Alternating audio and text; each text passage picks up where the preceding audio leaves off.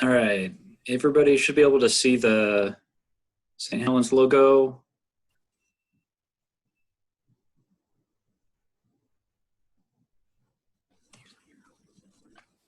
Everybody good? Got it. Okay. So just go ahead and speak up since it's only a few of us if you have a question, and I will try and keep an eye on the meeting participants. You do have a raise your hand feature. If I don't hear you, speak up. So go ahead and just click that, and I will try and keep an eye on that. So this is going to be an agenda for this evening. We can go quickly through introductions of those that are here, since we do have one new budget committee member with Claire. We'll go through the purpose and role of the budget committee members, a brief process overview of the budget committee, and an overview of the fund structures that the city of St. Helens.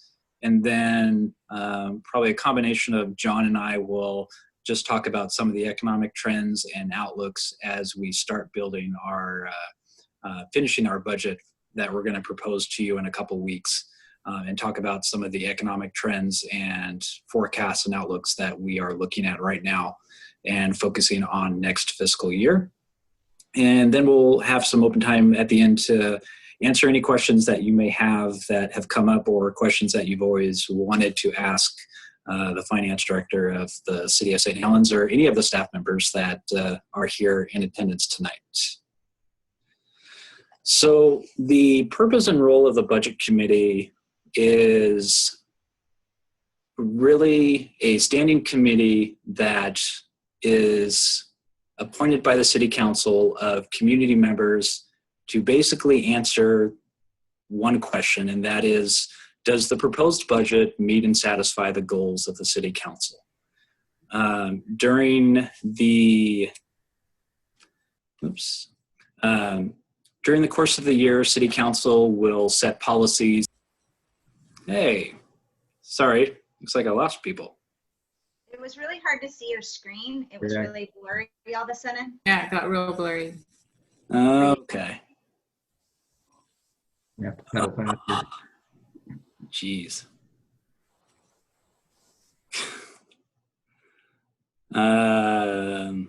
Center Logic wants to restart my computer right now.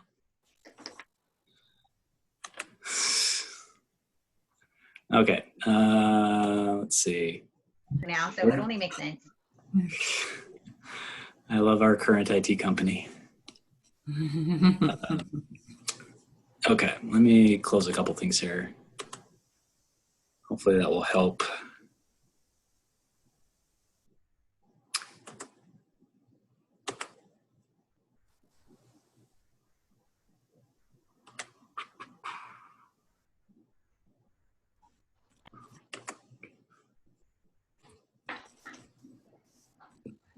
Talking, making some noise. Sorry, I'm just trying to make sure I have everything closed that I can, and making sure my internet connection is good. I was trying to stay connected to the VPN to the city. That does not appear to be working, so. More IT issues to deal with. Okay, I'm gonna try sharing my screen again with you guys. If we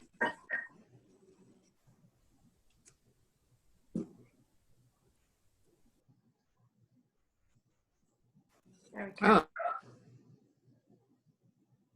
that's a lot better. Or it was.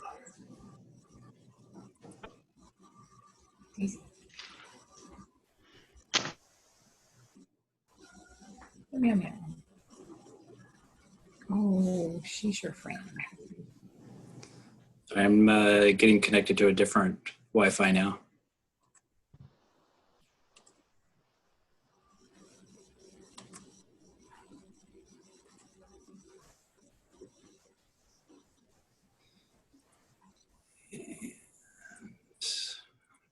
right this way here. Sorry, bear with me for just 1 second here.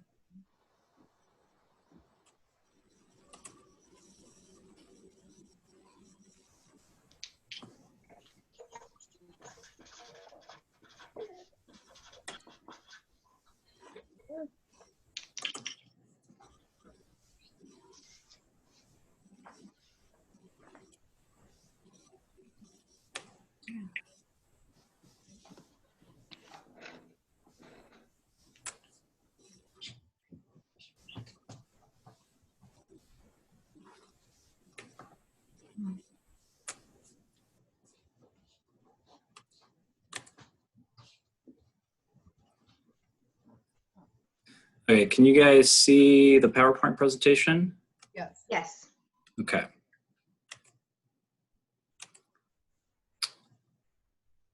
I like Zoom a lot better when I have 2 screens. Okay.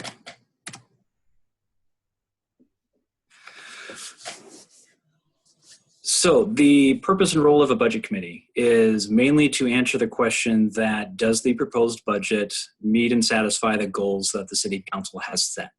So throughout the year, the city council will set objectives, goals, vision, and mission through the overarching aspects of their jobs as a governing board and a governing policy to direct staff, John, and staff members to proceed with projects. And we build our budget for the upcoming year based on those policies, directives, mission, and vision. And it is your job as a budget committee to make sure that our budget is meeting those goals. See, welcome, Keith.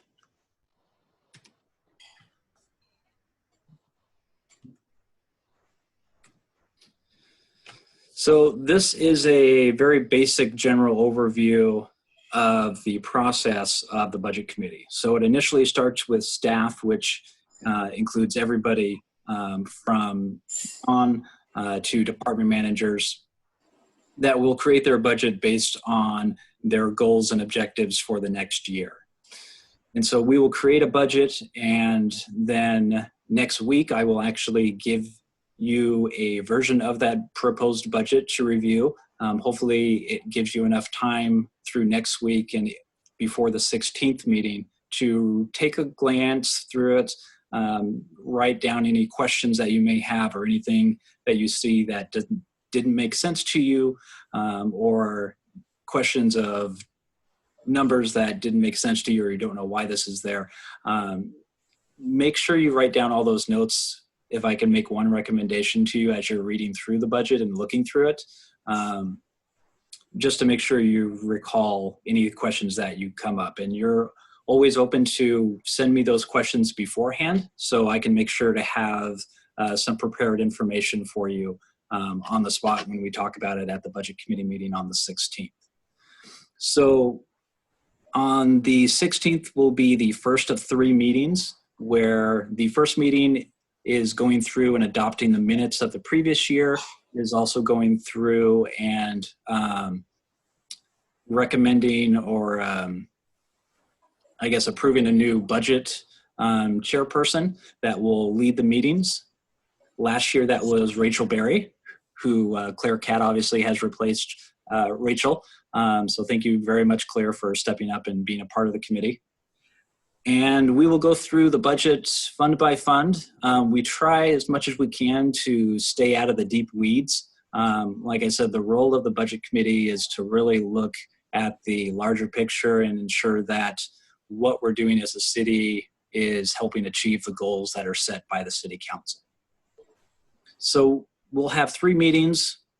The 3rd meeting is where you will approve the property tax rate that is set, as well as approving the actual proposed budget. And then that budget document goes to the city council. That will happen in June, where we will hold another public hearing for the public to make any kind of comment on the next year's city's budget. And then the city council will approve the property tax rates and the expenditure authority for the city staff and the budget to move forward. Does anybody have any questions about the process or the role? Yeah, Matt, I had 2 quick questions. I wrote in the chat because I have kids that might scream in the background, but I think my 2 questions are, will you provide a paper copy to me of the proposed budget next week? Yes. So I am just finishing up the budget message. Most of the document is already done after last night's meeting with the council to kind of confirm just a few kind of directional choices that we've made. And then I'm hoping to get that printed and ready for hard copies to be available by next Wednesday. And then I shot in an email to you earlier today, a question of how you wanted to receive that budget, because we there's an appointment for you to pick it up at City Hall, or I'm very happy to drive around and drop them off on the doorstep and kind of ring the doorbell and run away. So that will be an option as well. And it will also be available on the internet for people to download and read through themselves as well.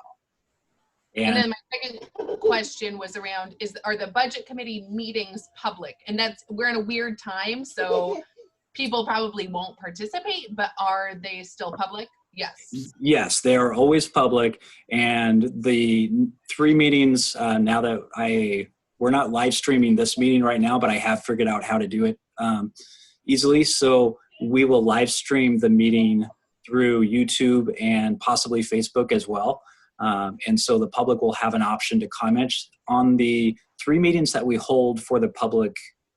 For those budget committee meetings, there are opportunities for public comment at the beginning of every single one of those meetings. Thank you. Any other questions? Okay. Where's our committee at? This is kind of a makeshift committee, Keith. Sure. We don't have an official quorum, so this isn't an official budget committee meeting. It's just an informational one. So being that Claire is a new member to the committee, she thought, and the rest of the people in attendance thought it would be still useful to go through the presentation at least and answer any questions that we can. I'm sure she'll do fine.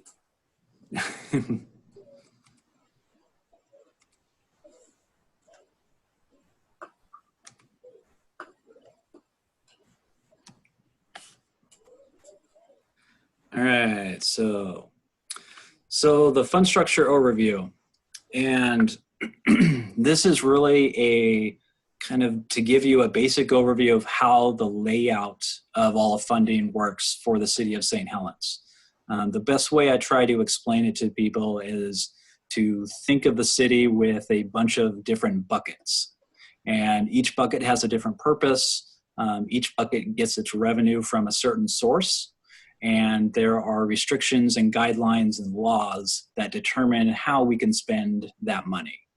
And the budget is really a document of what we call expenditure authority to give us as staff members in the city council the approval to be able to spend that money that is allocated.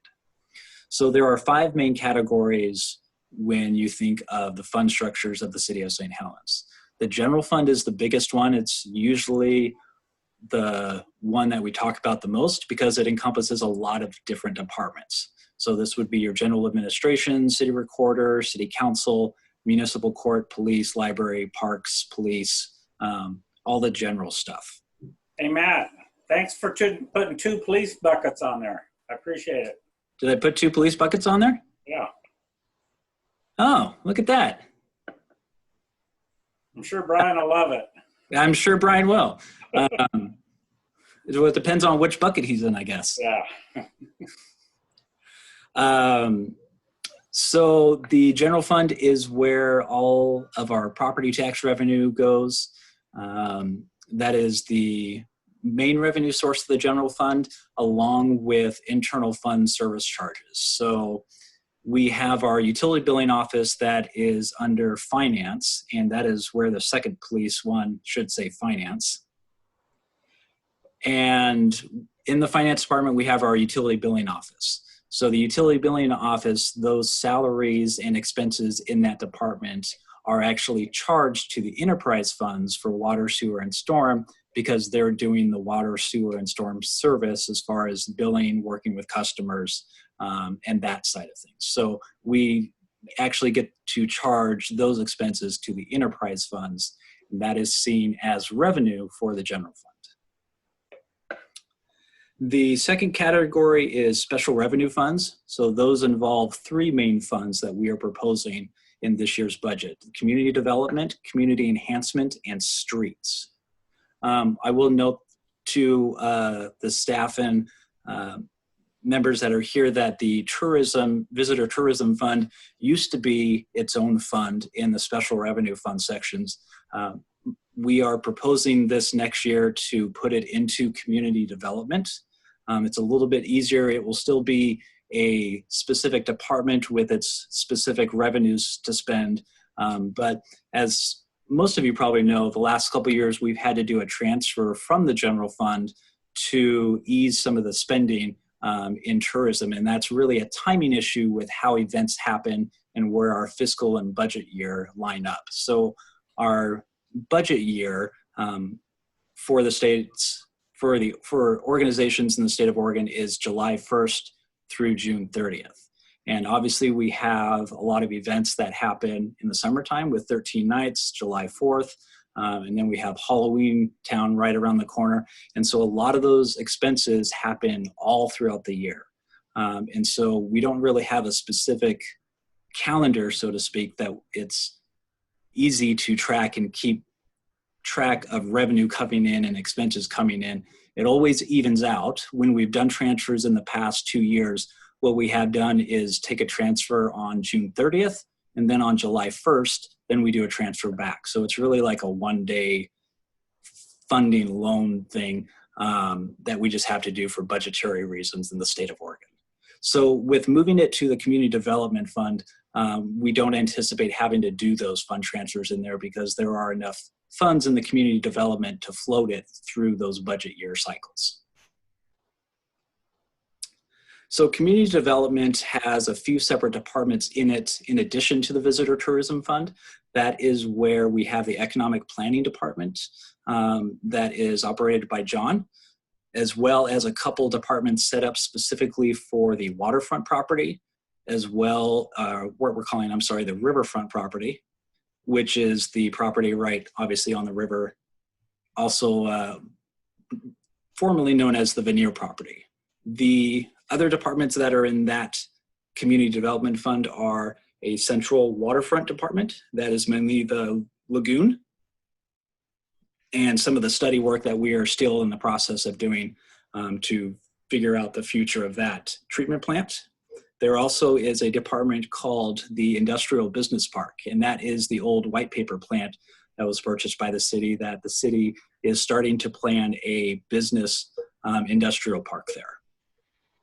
So that is where we track all of those expenses. And it's specifically set up as a special revenue funds because we receive a lot of very specialized grants to do some of those study projects. And so we have to record those funds appropriately in a special revenue fund. The Community Enhancement Fund is something that has been in existence for a long time. It's not as readily used as it was many years ago, but it entails some grants and revenue that is specific to Margaret and the library, some STEM grants that they received, as well as some specific revenue like room rental fees that Margaret and the library use for specific expenses having to do with facility maintenance and other things like that. The Community Enhancement Fund was also part of where the city recorded grant funds for a police service for mental health. And that was a grant received by the city of St. Helens that was recorded and expended in that Community Enhancement Fund. That grant is now closed out for the police. And so really the only thing in there is a small amount for the library, as well as the Arts and Cultural Commission has a separate program department set up within that fund to help track all of the revenue and expenditures that that commission deals with. The Streets Department Streets Fund is pretty self-explanatory. It has to deal with all of our street maintenance as well as street lights And its main revenue source from that is the motor vehicle tax, as well as state grants that Sue receives for doing some of our street maintenance work. And Sue, feel free to jump in if there's something that I miss or don't explain fully or that you want to say. So don't hesitate to chime in. The third category that is in the fund structure are system development charge funds. So every time a developer comes in and builds a house or an apartment or a certain amount of improvements on their own property, the city charges what's known as SDC charges. There's our system development charges. And those are based on a fee structure that is set up and approved by the city council that has to deal with how big of an impact the development has on the surrounding properties and communities and the system that the city operates. So water SDCs would be specific to the water system. So if an apartment complex is built, we have to calculate what the impact is on the current system, and they help pay for improvements and build outs of that water system to help keep the capacity at a certain level. So same thing for sewer, storm, streets, as well as parks. The fourth category is probably the second main category in the city, and those are our enterprise funds. So those are set up specifically for water, sewer, and storm, each have their own fund. Enterprise funds within the state of Oregon were created specifically to ensure that charges for those funds stayed within the funds. I guess what I mean is they're meant to be self-sustaining. So the water department should be operating within a budget that is self-sustaining within them. So they shouldn't be receiving money from something else, and money shouldn't be charged to that fund that is for the police department or along those kind of similar lines. So same thing for sewer as well as storm. You'll see in the budget document, especially in the budget message, that I do include some forecasts for the water, sewer, and storm funds. The water and sewer funds are fairly healthy for what we're looking at. The storm fund has been a little bit of a forecasting issue in the future, mainly because of its operating revenue and operating expenses not really aligning in the future. So we are, and Sue is taking the lead on a master plan in the next year or two to finish for the sewer and the storm fund for those programs to ensure that it stays functional and sustainable. Any questions so far that I'm missing? I have one, Matt, and that's around, and I guess it applies more to the slide we saw previously around the process. Yeah. I thought of it with parks, because I know that parks and trails have its own committee. Has that committee reviewed any of the recommended budget from the staff before it comes to us? So it's a process question. No, so usually the commission members do not receive a copy of the proposed budget as far as getting their approval. That's the role of basically of just the budget committee as a whole. So they have access to the document, they can inspect it and read through it and ask questions just like anybody else from the public. But the city and city council do not need their specific approval to move forward with approving a budget. But have they seen it before? I mean, I'm not talking about approval. Have they seen it and made recommendations or suggestions? Using parks as a specific example, have they seen it before it hits your desk and it's going to hit my front porch next Wednesday? Correct. On that note, I would say in the past that no, the city and I specifically have not directly contacted commission members to let them know that the budget is out. But that is a good thing to think about, and I will definitely make those changes. I think that is a good recommendation if I can take that from you, to make sure that we include the commission members in the rollout of the proposed budget, and they can have a chance to review it and ask questions, just like anybody of the public. Okay, thank you.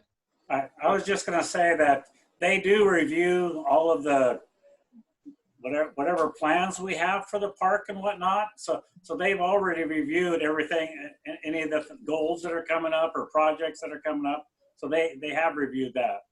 So yes. Yeah, so to go along with what Councilor Locke was saying, we try to, throughout the year in the Parks Commission, go through various projects, and they try to prioritize what they want to see done. And then we look to see what we can incorporate into the budget, and then that's what gets put in for our capital improvement project type of things. The rest of the budget, the most of the parks budget is just basic maintenance, and that doesn't change a whole lot. Okay, So so it's- for the commissions that are active, do they have plans or goals that are published to the public? Or are those just recommendations? I think that's what I'm sticking on, is like, do those groups, if you call them committees or commissions, have plans that are published to the public that we can kind of cross-reference to or align with the budget?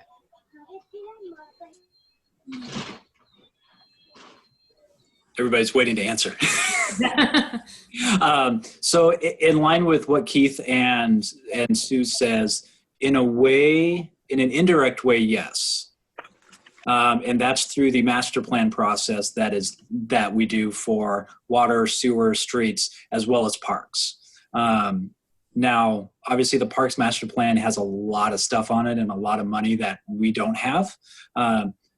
So that's where the commission comes in to help the city council recommend priorities for those projects to see what moves forward. And then hopefully as grants become available or funding of some sort comes available, we can start to move forward on those projects. So they do review the master plans for their commissions, but that's really specific to the Parks Commission as well. And I'm sure I know I see Councilor Martin has joined the conversation. And I'm not sure if he wants to provide any insight on how the Parks Commission works with the budget process and the projects that may or may not get included. So I was just going to continue because since Doug he doesn't know what happened in the past. But anyway, so the commission, they come up with their recommendations and whatnot, and then they prioritize them. But all of those minutes and agendas and meetings are public record. So anybody can go and look at all the agendas and minutes and everything and read what's been talked about as the year goes on. But we probably could do a better job of marketing that, yes. So go ahead, Doug, if you got anything to add. Well, apparently you're talking about how projects and how the commission weighs in. We're doing that pretty much. We were just right in the middle of doing that when the virus hits. So our next meeting was to prioritize the projects that we wanted completed, and then actually get them to me, and I would run them by the council in terms of priority, and then we would recommend staff to look at those and pass them on to the budget committee. And that would be through Sue Nelson, who's the head of Public Works and PARS. Did I answer that okay? Did we do a good job at answering that for you? To give you Yeah, Matt, thank you. So can you run through just really quickly a list of all of the committees or commissions that exist in the city of St. Helens? So I know that there's the Parks Commission, there's a Friends of the Library, but does that act as an advising board or not? It is, I'm going to unmute Margaret because maybe she might be able to chime in and give some better insight on the direction of the library board. Margaret, are you there? Yes. Claire, there are two organizations. You said the Friends of the Library. That's actually a nonprofit organization that conducts the book sales and raises Okay, funds so for it's extras the at the library. commission There's a library board, board. and they were very active in helping us create a strategic plan 3 years ago. Okay. And we have different working groups that came out of those plans. And so we have one that addresses communications, one addresses access, and one addresses the facilities. So within those working groups, there are active projects that have staff and library board members on each of those working groups. But as far as tying those activities to the budget, there are certainly things in the strategic plan that we have elected to do, and they are part of our budget. But the process with the library board at this point in time does not involve having them do any specific budgeting activities for the work that they're doing. That happens independently with, my budget planning process with Matt and the proposed budget that I give to him. Thanks. I'm sorry. Does that answer your question? But somebody needs to tell all the different committees, though. Well, I just want to back up on parks as well. And I might add that we stay within the master plan parameters, but there's these little flexible kinds of situations that come up, like urban trails and other kinds of things that are not in the master plan that we would want to see put into the master plan. So a lot of, before we act on the budget, it needs to be in the master plan. However, each park has a representative on the Parks Commission, and they report in the Parks Commission to the improvements for each park. So that's kind of the way it works. And as we see the monetary funds coming before us, what we will review in the budget committee is if we prioritize parks or library or police or whatever. So I don't know if I answered your question or not, Claire. No, yes, you absolutely did, Doug. Thank you. So I would like a list of the boards or commissions or committees that exist. So we have the library board, the Parks Commission. What else exists, John? John, can you help out on that? Sure, yeah. I couldn't quite hear what she was saying. The Arts Commission, the Planning Commission, there was tourism's now the City Council. The boards and commissions that we have, Council. yeah, there's the Youth Council that we don't want to forget. And actually the parks is now 2 commissions. It's the trails and parks both together combined. Yeah, Historic Landmarks Commission, which was combined with the Planning Commission a few years ago. We used to have like 8 or 9 commissions, but we did some consolidation just to be more efficient a few years ago. And there is also the Arts and Cultural Commission. Right. So what I would assume from all of these commissions is that they have plans put in place, and then the department heads make budgets based on those plans, but the commission doesn't necessarily see the budget that's proposed to the City Council. Am I interpreting that correctly? Essentially, yes. Yeah, I mean, there are generally, with the exception of the Planning Commission and a limited capacity for quasi-judicial decisions, they're all advisory commissions to the council. And a lot of the things that they're advising the council on is, priorities and not so much the resources, right? So, Sorry, I love watching your kid in the back, Claire. I know you need to move over just a little bit so we can. We're not laughing at you. It's at the scene behind. That's what Okay, energy looks I think like. I got it. So, I mean, those advising bodies have made priorities that they deem valuable to the city, and then essentially the department head translates those and works them in the budget as they are able to. Is that accurate? It goes to the city council first, Claire. So the city council either approves the recommendations or changes them a little bit, depending on what it is.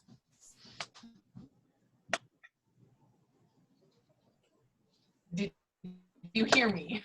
I think your video and audio is kind of stretching out. But the slide that I just saw around the process showed budget from Matt.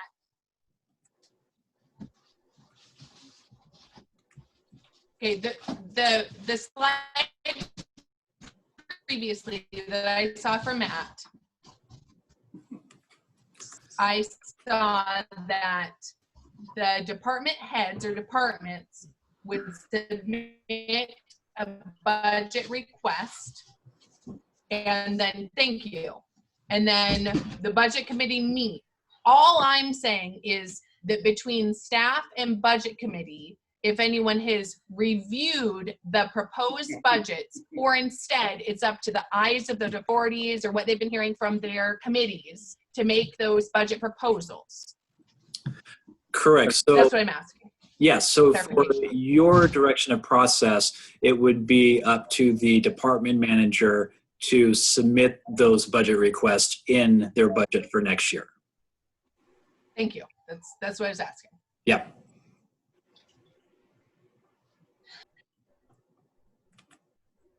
Sorry for the long-winded answer between everyone.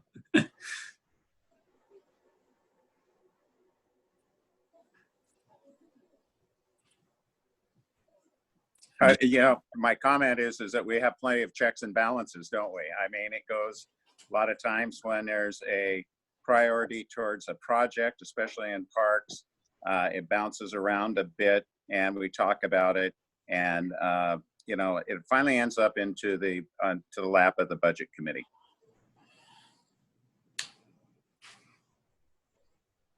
Yep, and Claire, I do thank you for your comments, though. I think you did bring up a good point, at least that I took, in that I think we can market the proposed budget a little bit more in letting know commission members specifically to be included on the email that the proposed budget is ready to be reviewed and receive comment.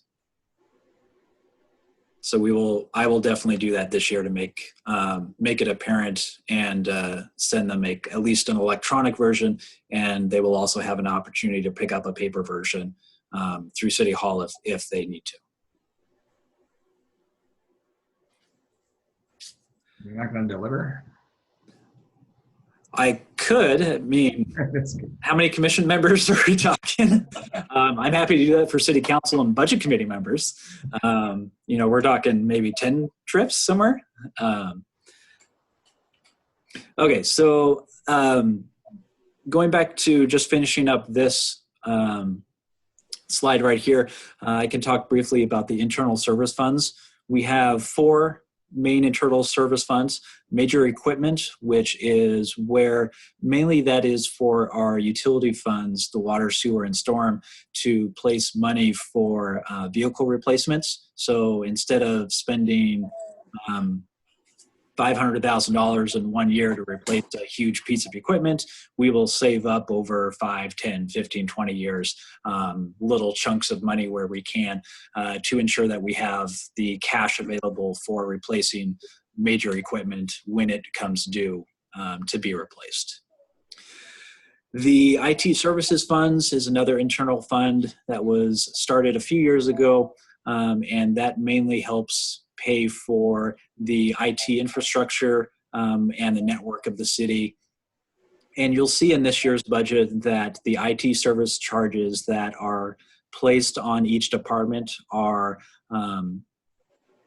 a lot higher than what it has been in the previous years. And that mainly stems from a major upgrade for the network and a lot of our computers and replacements that have been neglected over the past several years.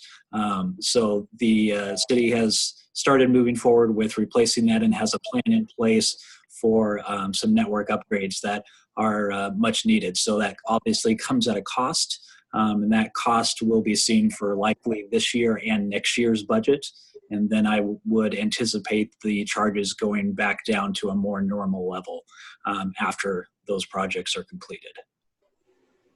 The other major fund in the internal service funds is the Public Works Operations. So that is home to the engineering department as well as the Public Works. It's basically where we pay all of our Public Works employees from. Instead of paying them 20% from water, 25% from sewer, and 50% from storm, or however the allocation works. What we do is we do that allocation on the back end and do internal service fund charges for those operations, those personnel expenses, and the engineering department gets split out among water, sewer, and storm evenly because of their work that's associated with all of those enterprise funds. And streets. Yes, I'm sorry. Streets is also charged that internal service fund Right. for employees. Thank you, Sue. Yeah, just a clarification. Yep. The last major internal service fund is the major maintenance fund, and that is a fund set up for specific projects that have to do with facilities. So you'll see this year and in this current budget, as well as in next year's budget, is a large amount for park reinvestment. That is part of that $500,000 that the City Council and Budget Committee both said to move forward as far as reinvestment projects that are being done currently in all of our parks. It is also where we have started a police funding project where we are looking at building a new police station down the road soon. And so some of those funding practices, the planning stages for that police come out of the major maintenance. And then any other kind of major maintenance that we have to do to City Hall or the utility billing office that is going through some remodeling right now. So that's where we charge specific departments, and then it's held in the internal service funds until we see those expenses start moving. Does anybody have any questions or comments on the fund structure?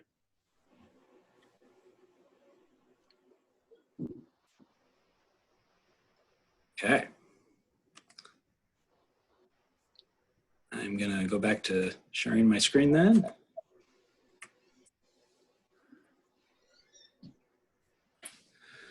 So I'll talk for a few minutes, and then John, maybe I'll hand it off to you in a couple minutes to just kind of talk about where we're at right now and where we're looking at forward. The words that John and I have been using over the past few weeks of putting this budget together is to be cautiously optimistic.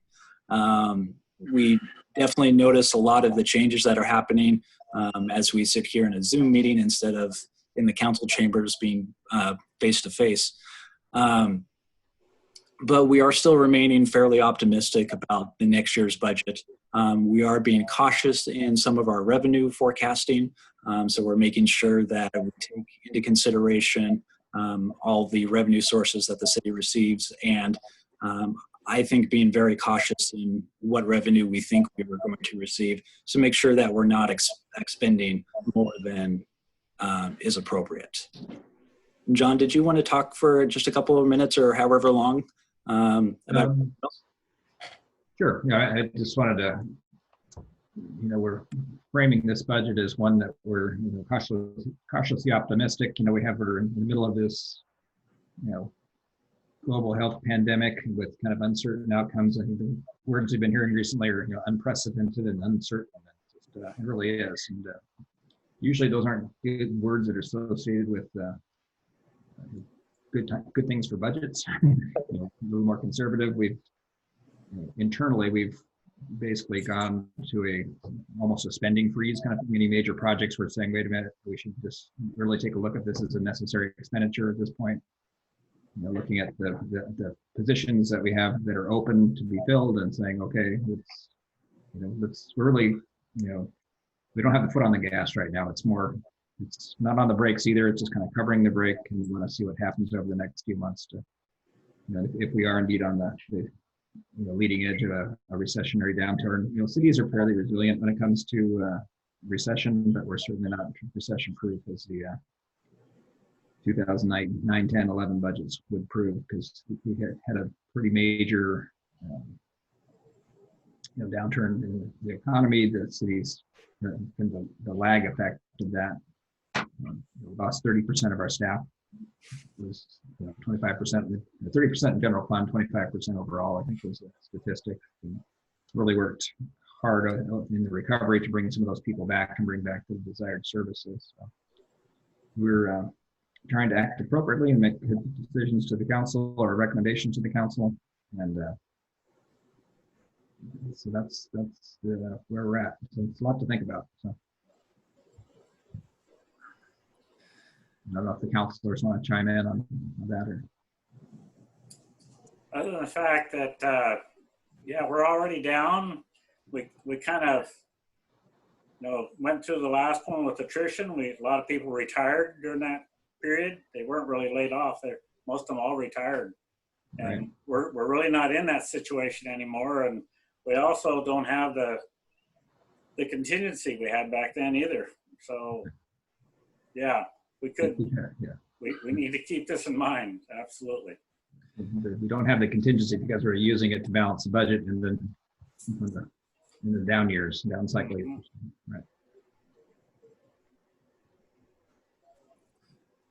I think a true fact, without a doubt, a true fact is that we're facing a extremely serious economic downturn with all the unemployment nationwide, worldwide. It doesn't look bright at all. However, we're going to have to make safeguards on it. So I like what you're saying about cautiously optimistic. I think those are good words. And when it comes to spending, and especially with large funds, I think we've got to be very, very careful. I think there's something to think about also, just in that if people who've just lost their jobs see their city spending money on these fancy projects that they maybe in their mind went, that's not necessary, I think that's hard for people too. So when people are suffering and worried about work, I don't think they want to see their city starting another project, So, I mean, you don't want to lose a whole year of projects just because of that either. I mean, maybe in a couple months things will look a lot different, but I think definitely being careful would be the way to go. I hear you, Leah. We don't want to be fancy. Yeah, and to note too, that's also an education opportunity for our community members to understand that some of the projects that are even currently going on right now have a dedicated funding source or have grant resources that are helping pay for those. And that's an education opportunity for the city to make sure that we're outreaching and letting them know that, yeah, this park improvement that you're going to see at Campbell Park, in the next summer coming up, is funded fully by development fees and grant funds. So it's not any of our operating revenue or anything like that. So when people see new basketball courts or a new walking trail or those kind of things, and many other public works projects that I'm sure Sue could talk about for hours, but a lot of those projects have separated and dedicated funding sources that don't impact the city. But like you said, I appreciate the comment, and I do think that's an opportunity for the city to make sure that we're putting that word out appropriately. Perception does matter. I would add to that, not only perception matters, but perhaps if it could be spun that these are dedicated funds and we're still providing employment to whether it's contractors or our own employees. I mean, I think right now is a time to really capitalize on that message, right? That we have dedicated funding coming in specifically for that project, so we're able to keep people employed. Good point. Yep. So that is the end of the presentation. It's pretty short and sweet.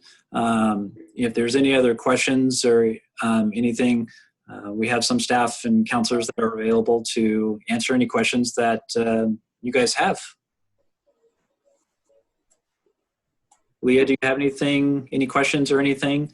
No, not yet. Of course, once I pour over everything, then, you know, Oh, yeah. But no, I think I'm keeping up. Thanks. Okay. Claire? Yeah, I think so. We'll pour over the stuff that you provide next week. And then our first meeting's on the 16th, which is 2 weeks from today, or Tuesday Correct. today. So then what would be expected for those 3 meetings? Kind of what are the action items or the processing that needs to happen and the timeline for those 3 meetings? What happens in those 3 meetings? Yep. So the initial meeting will involve appointing a new budget chair that is approved every single year. And so that is appointed by the budget committee and voted on by the budget committee. And then after that is done, we will approve the minutes from the last year. So you will receive a paper copy and an electronic version of the minutes from the previous meetings. And usually the way I've done it in the past is I will compile all of the meeting minutes together from last year, and you will approve them all at once. And so at the second or third meeting, you won't be approving minutes from the previous meeting. I just wait till the next year to do everything all at once. During the first meeting, we will, once we appoint a budget officer, we will start going through the budget by those categories that I showed you. I usually try and start off with some of the easier ones like system development charges and maybe special revenue. And then we'll jump into the general fund and enterprise. And so a little bit of the harder ones, or the more ones that need a little bit more explaining and going through departments and everything. When we do the budget committee meetings, it's usually customary for all of the department heads to be at the meeting. So like Sue and Margaret are here. So you'll have other department managers from police and everywhere else to answer any specific questions. I was elected the budget officer. However, I don't know the ins and outs of every little single thing in the city. And that's where our department managers come into play and can answer some of those nitty gritty specific questions. Because I have no knowledge about streets and water and sewer and pipe and all that kind of stuff. So we rely on Sue to do that. And the same as the library, I don't know everything, all the ins and outs of the library, so it would be inappropriate for me to talk about the library department and any questions that you may have. So we try and have those resources available to you and to answer any questions that you may have. So at the third and final meeting, we will approve a property tax rate, and that property tax rate is set by the county. We can't increase the property tax rate. However, if the city or budget committee ever wanted to, they could elect to approve a lower tax rate. Hopefully, I've never heard of that happening, but it is technically possible. So you would approve the property tax rate and then approve the proposed budget. And then once that is done, that is pretty much the duty of the budget committee, is to approve the budget to send to city council for their review and approval. That would happen in June. So like I said, there are public comments available that will be open at all 3 public meetings. And then during the last meeting, like I said, we'll approve the budget and the property tax rate, and that's about it. Thank you. That answers my question. Anybody have anything else to share or say?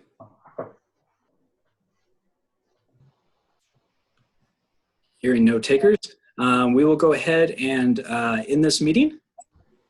And I will stop recording and say goodbye to you. Thank you, Matt. Appreciate you joining us tonight and dealing with at least the minor technical issues we had. Good night. Good night. Good night. All right, all. Have a good one. You too. Stay safe.